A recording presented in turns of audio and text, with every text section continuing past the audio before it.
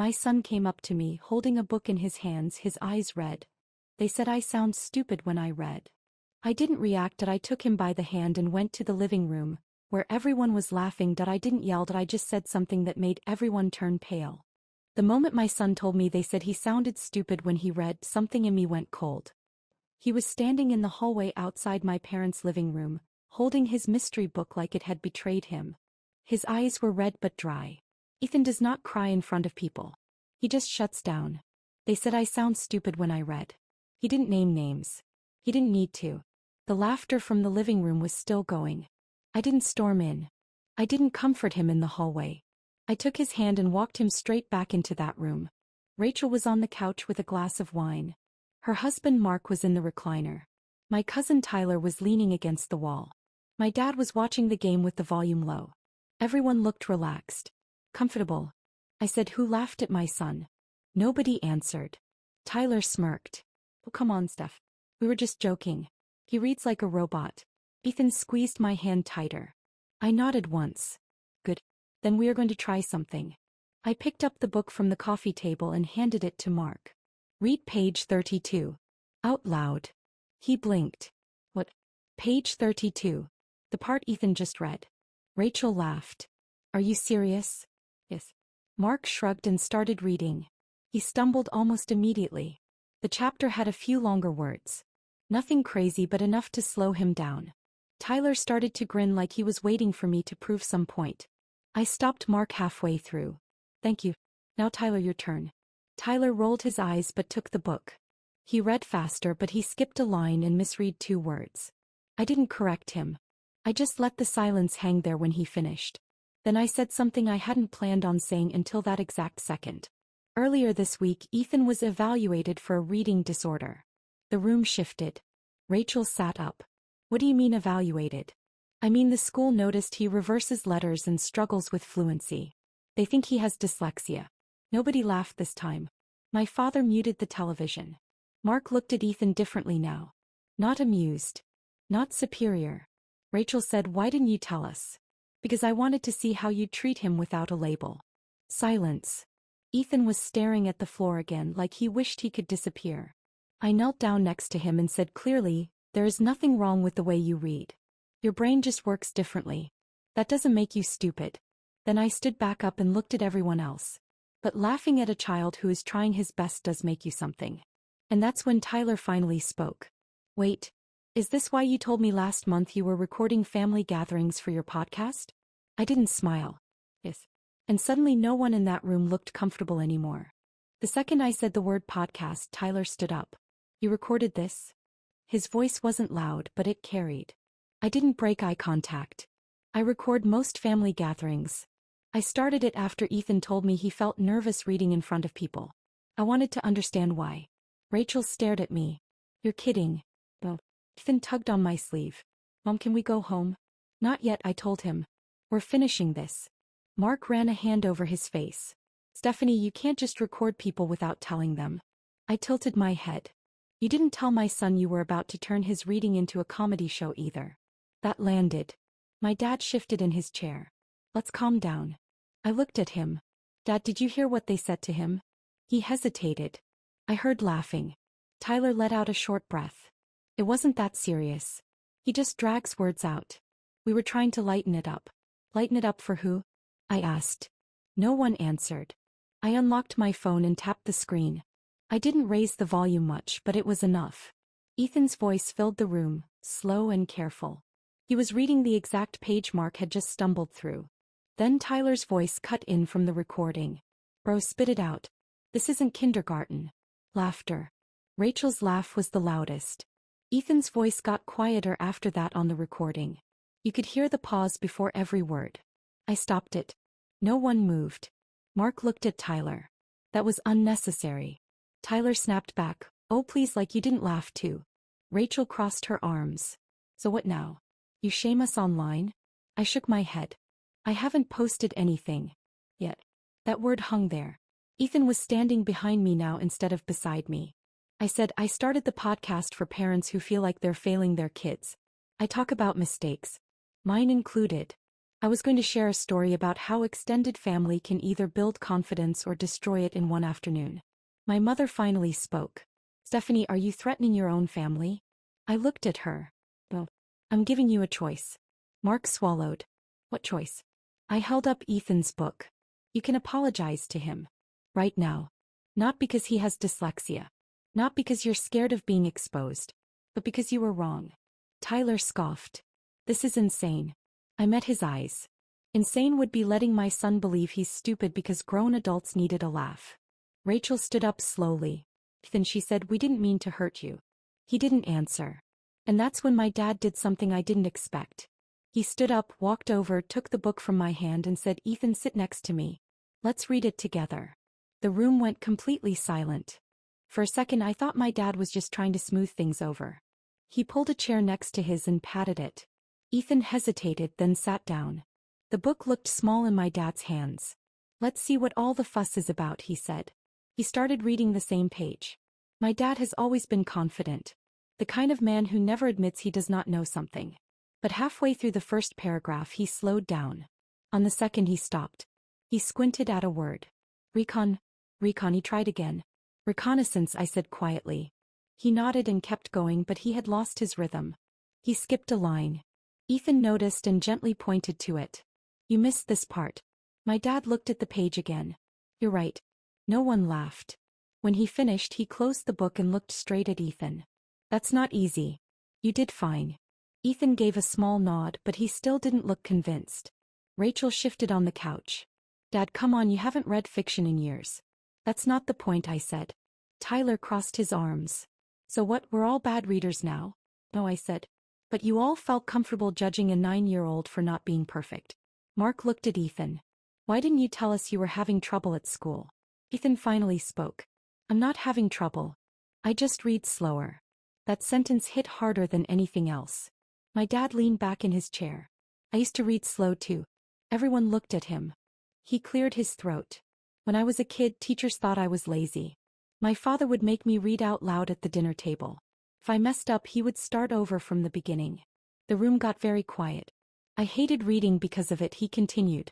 I didn't finish a book for fun until I was almost 30. Rachel blinked.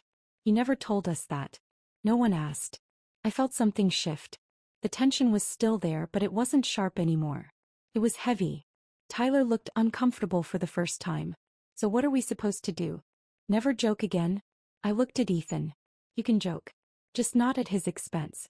Mark leaned forward. Stuff about that recording. I slipped my phone back into my pocket. I wasn't lying about the podcast. I do have one. But this episode wasn't finished. Rachel frowned. What does that mean? It means I haven't decided how the story ends. No one spoke. I looked at Ethan. Do you want to read another page? He hesitated. Then he nodded. He opened the book again. This time when he stumbled over a word, my dad waited. And when he finished the paragraph, there was no laughter. But the night wasn't over. Because just as Ethan started the next page, Tyler's phone buzzed loudly in his hand. He glanced at it, and whatever he saw made his face drain of color. Tyler stared at his phone like it had just insulted him. What is it? Rachel asked. He didn't answer right away. He just turned the screen toward Mark. Mark's eyebrows shot up. Are you serious? I stepped closer. What happened? Tyler looked at me. Did you send this to anyone? Then what? He turned the phone toward me. It was a clip. Not the one I had just played. This one was shorter. Sharper. It was Ethan reading in the hallway earlier that afternoon before dinner even started. His voice was careful. Then Tyler's voice cut in from behind the camera. Why do you sound like that? Just read it normal. And then laughter. But it wasn't my recording. The angle was different. The audio was clearer. At the bottom of the screen was a social media notification. Uploaded 2 minutes ago. My stomach dropped. Who posted it? Tyler swallowed. I was just messing around earlier. I recorded him to show you how slow he reads. I forgot I set my account to public last week. Rachel grabbed his arm. You posted it? I didn't mean to post it. I must have hit upload instead of save. Mark snapped. You accidentally added a caption too? Tyler looked back at his screen. The caption read, Future valedictorian right here. There were already comments. Some laughing emojis. Some worse. Ethan was still sitting next to my dad holding the book, not understanding why everyone suddenly looked panicked. I reached for Tyler's phone. Delete it. I'm trying. His hands were shaking now as he tapped the screen. It wouldn't delete immediately. It said processing. How many followers do you have? I asked. Tyler hesitated. How many? Almost 12,000. The room went silent in a completely different way this time. My dad stood up slowly. You recorded my grandson to embarrass him online? Tyler looked like he wanted to disappear. I swear I didn't think it would blow up. It only has a few hundred views. Rachel whispered, oh my God. I crouched down in front of Ethan. Hey, do you know what viral means? He shook his head. It means a lot of people see something very fast. He looked at Tyler then back at me. Did they see me mess up? I didn't lie to him. Yes. He stared at the carpet again. And that was the moment I realized this wasn't about teaching adults a lesson anymore. This was about damage control. The video finally disappeared from Tyler's page. It's gone, he said quickly. It's deleted. Mark shook his head. Once it's out there, it's not really gone. Tyler looked like he might cry. I didn't think. No, I said. He didn't.